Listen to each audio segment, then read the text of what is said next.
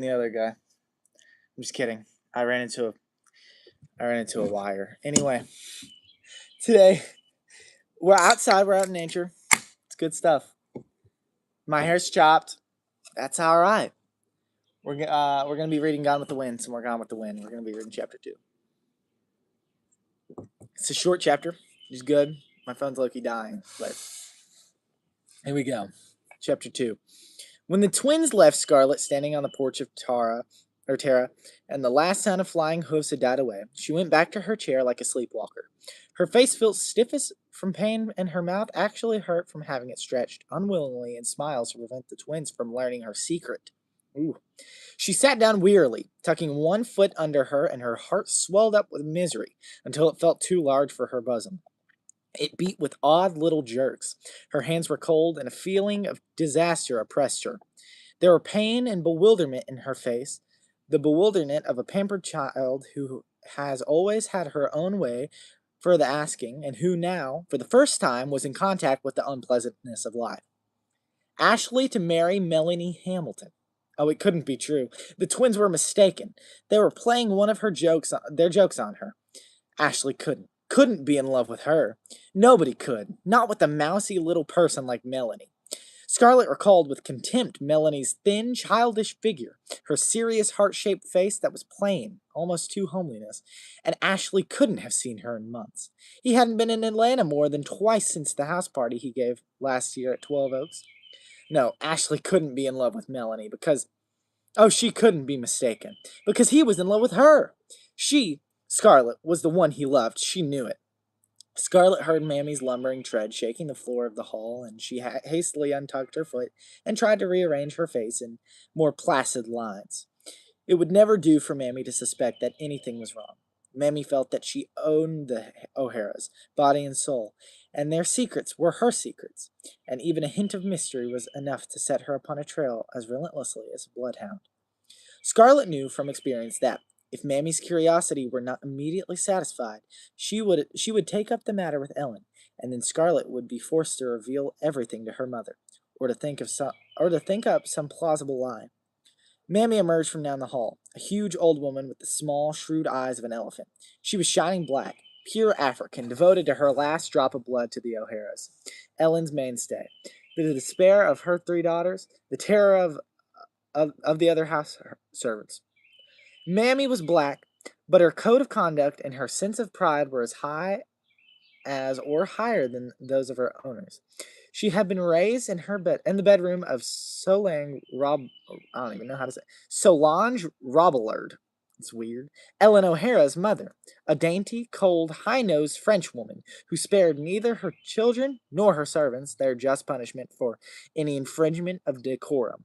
She had been Ellen's mammy, and had come with her from Savannah to the up country when she married.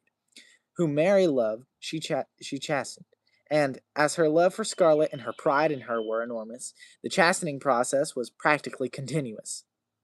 Okay, so this is the part where it gets to like the accent bit, which I don't understand or get, but I was talking with my friend Abby Askins, and apparently this is the thing they do in old books where when the accent is heavy, they just kind of spell it out. So Noah doesn't know much, but Noah's gonna try to read through it, and Noah's just doing his job. Is the Gempum mum gone? How come you didn't ask them to stay for supper? Miss Scarlet, I done told Poker lay 2 extra plates for them. Where's your manners? Oh, I was so tired of hearing them talk about the war that I couldn't have endured it enough through supper, especially with Pa joining in and shouting about Mr. Lincoln. You ain't got no mo manners than a feel hen an after Miss Ellen and me done labored with you. On here you is without your shawl, and the night ner fixin' ter set in. I done told you about gettin' fever from sittin' in the night air with nothin' on your shoulders. Come on in the house, Miss Scarlet. Scarlet turned away from Mammy with studied nonchalance, like me. Nonchalant. Thankful that her face had been unnoticed in Mammy's preoccupation with the matter of the shawl. No, I want to sit here and watch the sunset. It's so pretty. You run get my shawl, please, mammy, and I'll sit here till Paul comes home. Your voice sound like you catching a cold, said Mammy suspiciously. Well, I'm not, said Scarlet impatiently. You fetch me my shawl. Mammy waddled back into the hall, and Scarlet heard her call softly up the stairwell to the upstairs maid. You, Rosa, drap me Miss Scarlet's hall. Then more loudly, uh, she ain't never where she does nobody good. Now, I got to climb up and get it myself. All right. That was the N word. Scarlet heard the stairs groan, and she got softly to her feet. When Mammy returned, she would resume her lecture on Scarlet's breach of hospitality, and Scarlet felt that she could not endure prating about such a trivial matter when her heart was breaking. As she stood hesitant, wondering where she could hide until the ache in her breast subsided a little, a thought came to her, bringing a small ray of hope. Her father had ridden over to 12 Oaks, the Wilkes plantation, that afternoon to offer to buy Dilsey, the broad wife of his valet Pork. Dilsey was head woman and midwife at 12 Oaks, and since the marriage 6 months ago, Pork had deviled his master night and day to Dilsey, so the two could live on the same plantation. That afternoon, Gerald, his resistance worn thin, had set out to make an offer for Dilsey. You're right. Let me check what I'm at 12%. All right. I got more in me. Surely, thought Scarlet, Paul will know whether this awful story is true. Even if he hasn't actually heard anything this afternoon, perhaps he noticed something, sensed some excitement in the Wilkes family. If I can just see him privately before supper, perhaps I'll find out the truth. That it's just one of the twins' nasty practical jokes. It was time for Gerald's return, and if she expected to see him alone, there was nothing for her to do except meet him where the driveway entered the road. She went quietly down the front steps, looking carefully over her shoulders to make sure Mammy was not observing her from the upstairs windows. Seeing no broad face, turbaned in snowy white, peering disapprovingly from between fluttering curtains, she boldly snatched up her green-flowered skirts and sped down the path toward the driveway as fast as her small ribbon-lace slippers would carry her. The dark cedars on either side of the graveled drive met in an arch overhead, turning the long avenue into a dim tunnel. As soon as she was beneath the gnarled arms of the cedars, she knew she was safe from observation from the house, and she slowed her swift pace. She was panting, for her stays were laced too tightly to permit such running, but she walked on as rapidly as she could. Soon she was at the end of the driveway and out on the main road, but she did not stop until she had rounded a curve that put a large clump of trees between her and the house. Flushed and breathing hard, she sat down on a stump to wait for her father. It was past time for him to come home, but she was glad that he was late. The delay would give her time to quiet her breathing and calm her face so that his suspicions would not be aroused. Every moment she expected to hear the pounding of his horse's hoofs and see him come charging up the hill at his usual breakneck speed, like me. But the minutes slipped by and Gerald did not come. She looked down the road for him, the pain in her heart swelling up again. Oh, it can't be true, she thought. Why doesn't he come? Her eyes followed the winding road, blood red now after the morning rain.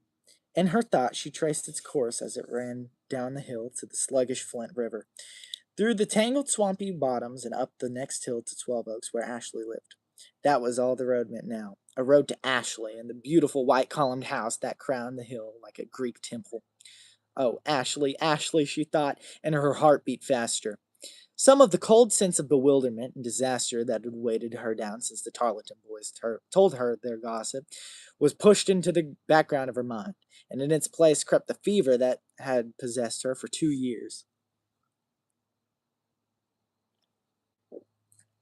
It seems strange now that when she was growing up, Ashley had never seemed so very attractive to her. In childhood days, she had seen him come and go and never given him any thought. But since that day 2 years ago when Ashley, newly home from his 3 years grand tour in Europe, had 3 years, gosh, in Europe, had called to pay his respects, she had loved him. It was as simple as that. She had been on the front porch, and he had ridden up the long avenue, dressed in gray broadcloth, with a wide black cravat, setting off his frilled shirt to perfection. Even now she could recall each detail of his dress, how brightly his boots shone, the head of a Medusa in cameo on his cravat pin, the wide Panama hat that was instantly in his hand when he saw her. He had alighted and tossed his bridle reins to a pickaninny, and stood looking up at her, his drowsy gray eyes wide with a smile, and the sun so bright on his blonde hair that it seemed like a cap of shining silver. And he said, "So you've grown up, Scarlet." And coming lightly up the steps, he had kissed her hand. And his voice, she would never forget the leap of her heart as he heard it, as for the first time, drawling, resonant, musical. That's something like I kind of see in myself. Really, it's more like a musical, resonant voice, and I don't know. I see a lot of myself in these characters. I see a lot of myself in the good aspects. She had wanted him in that first instant, wanted him as simply and unreasoningly as she wanted food to eat, horses to ride, and a soft bed on which to lay herself. For 2 years he had squired her about the county, to balls, fish fries, picnics, and court days, never so often as the Tarleton twins, Kate Calvert, never so importunate as the younger Fontaine boys, but still never the week went by that Ashley did not come calling at Tara. It seemed kind of weird to me then that he would be going after, what is it, the other girl, what is it, like Melanie? I don't know. True, he never made love to her, nor did the clear eye what True, he never made love to her, nor did the clear gray eyes ever glow with that hot light Scarlet knew so well in other men. And yet she knew he loved her. She could not be mistaken about it. Instinct loved her. Too often she had surprised him when his eyes were neither drowsy nor remote. When he looked at her with a yearning and a sadness which puzzled her. She knew he loved her. Why did he not tell her so? That she could not understand. But there were so many things about him that she did not understand. He was courteous always, but aloof, remote. No one could ever tell what he was thinking about, Scarlet least of all. In a neighborhood where everyone said exactly what he thought as soon as he thought it, Ashley's quality of reserve was exasperating. He was as proficient as any of the other young men in the usual county diversions, hunting, gambling, dancing, and politics, and was the best rider of them all. But he differed from all the rest in that these pleasant activities were not the end and aim to life to him, and he stood alone in his interest in books and music and his fondness for writing poetry, just like me. I mean, come on. Oh, why, he was so handsomely blond, so courteously aloof, so oh, there's a bird. So maddeningly boring with his talk about Europe and books and music and poetry and things that interested her not at all, and yet so desirable. Night after night, when Scarlet went to bed after sitting on the front porch in the semi-darkness with him, she tossed restlessly for hours and comforted herself only with the thought that the very next time he saw her, he would certainly propose. But the next time came and went, and the result was nothing except that the fever possessing her rose higher and hotter.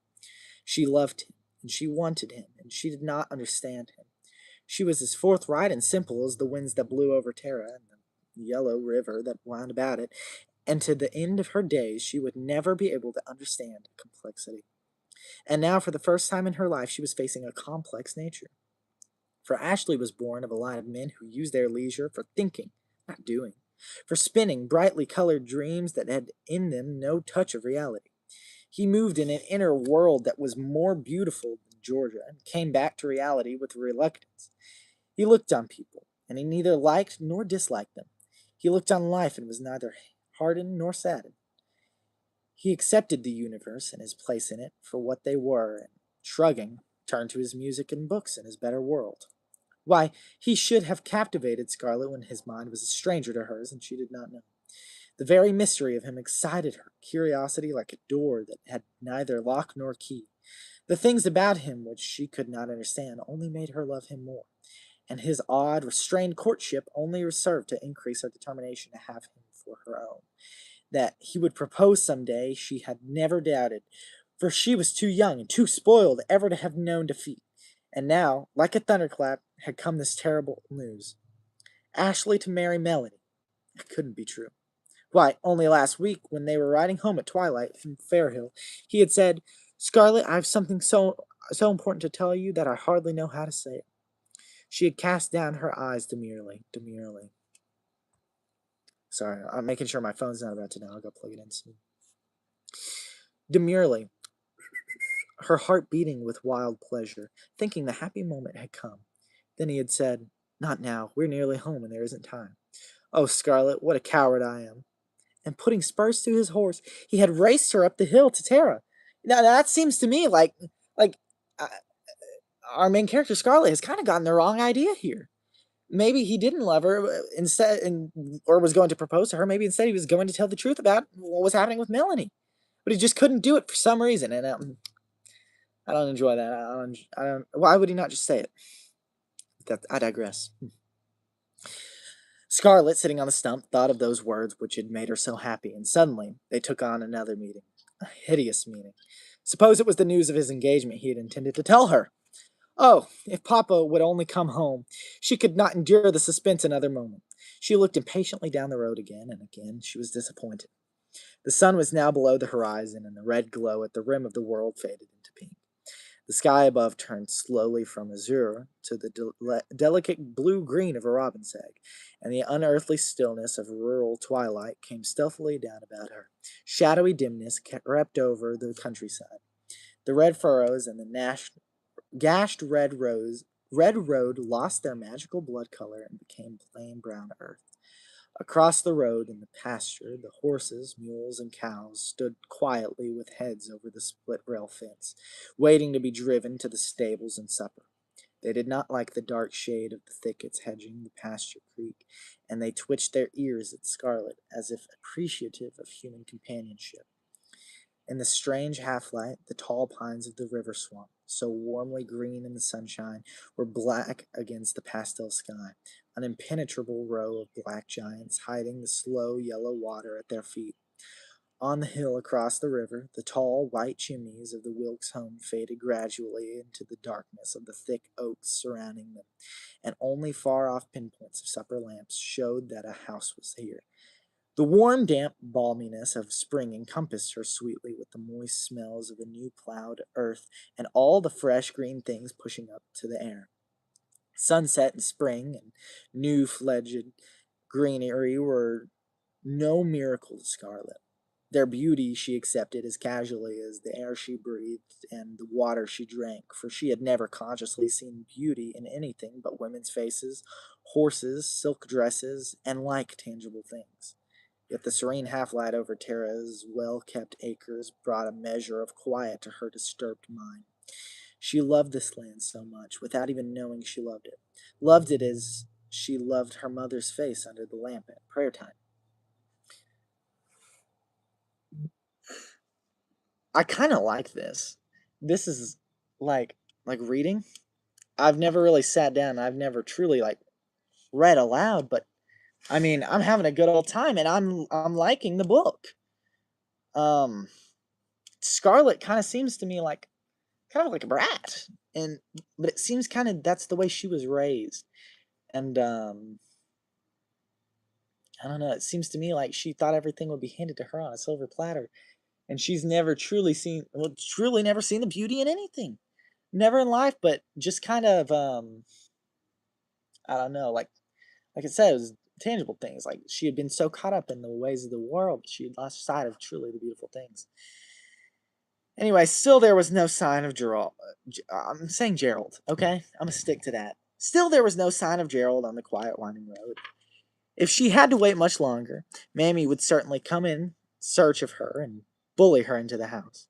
But even as she strained her eyes down the darkening road, she heard a pounding of hoofs at the bottom of the pasture hill and saw the horses and cows scatter in fright. Gerald O'Hara was coming home across the country and at top speed. He came up the hill at a gallop on his thick-barreled, long-legged hunter, appearing in the distance like a boy on a too large horse. His long white hair standing out behind him. He urged the horse forward with crop and loud cries. Filled with her own anxieties, she nevertheless watched him with affectionate pride. for Gerald was an excellent horseman. I wonder why he always wants to jump fences when he's had a few drinks, she thought. And after that fall he had right here last year when he broke his knee, you'd think he'd learn, especially when he promised Mother on an oath he'd never jump again. Scarlet had no awe of her father and felt him more her contemporary than her sisters, for jumping fences and keeping it a secret from his wife gave him a boyish pride and a guilty glee that matched her own pleasure in outwitting Mammy. She rose from her seat to watch him. The big horse reached the fence, gathered himself, and soared over as effortlessly as a bird, his rider yelling enthusiastically, his crop beating the air, his white curls jerking out behind him. Gerald did not see his daughter in the shadow of the trees, and he drew rein in the road, patting his horse's neck with approbation.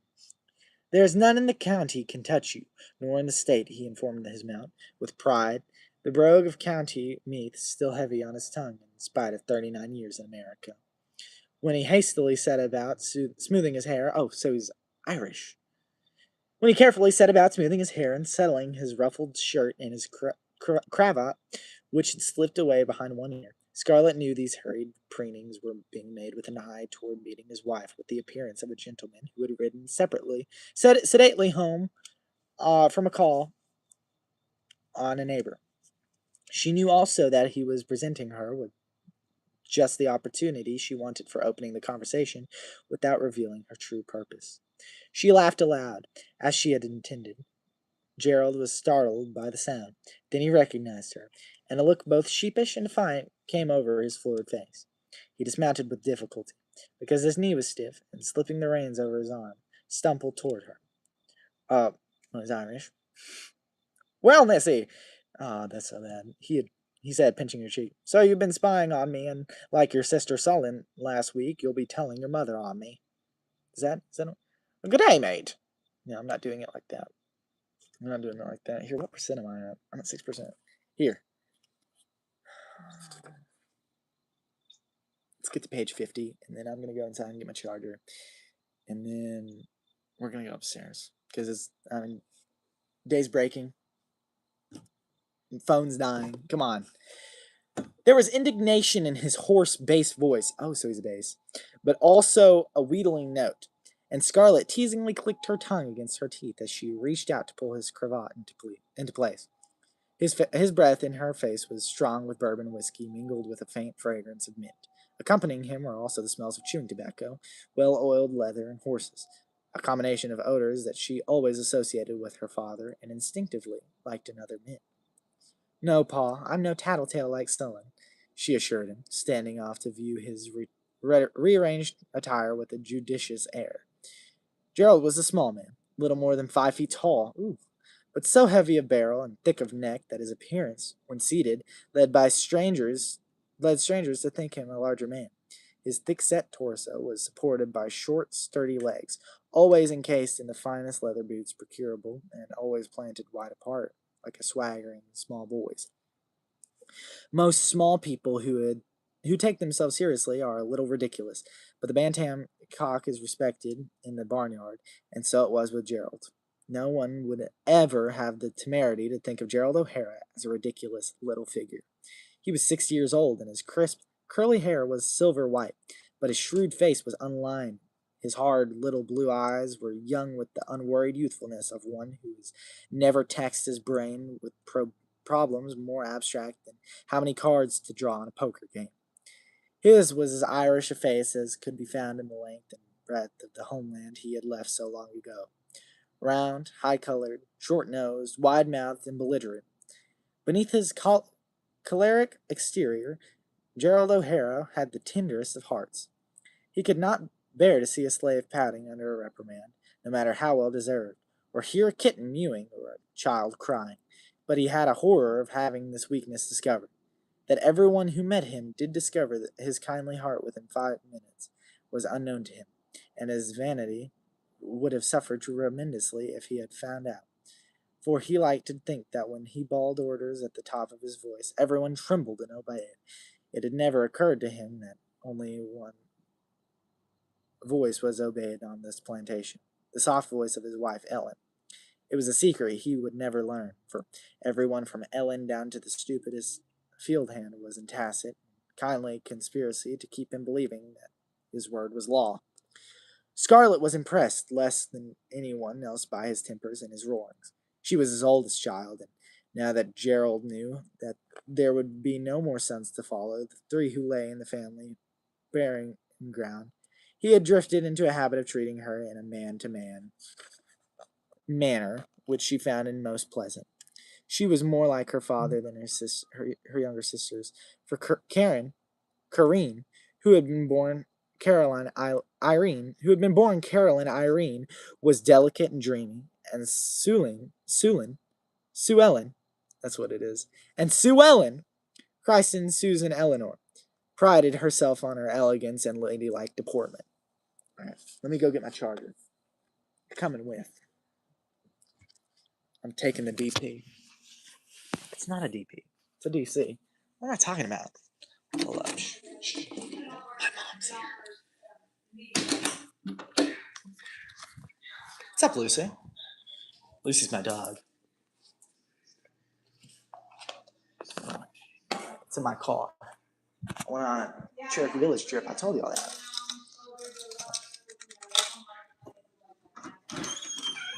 Let's go get it.